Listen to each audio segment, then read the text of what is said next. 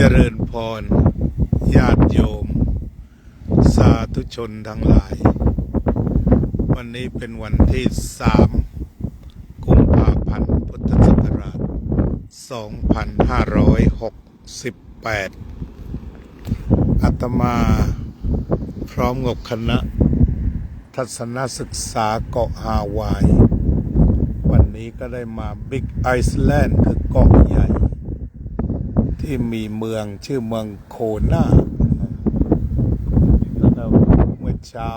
ก็ได้ไปสถานที่ปู่ย่าตายายไปรอบหนึ่งแต่ว่าเป็นสถานที่บรรพบุรุษ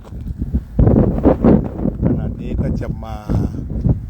ที่นักท่องเที่ยวจากทั่วโลกมากันเยอะเรียกกันว่ากรีนแซนด์แต่ว่าอาตมาลงไปไม่ได้มันชันเกินไปเวลาขึ้นจะเป็นปัญหาก็เลยขออยู่ข้างล่างแล้วก็ถ่าย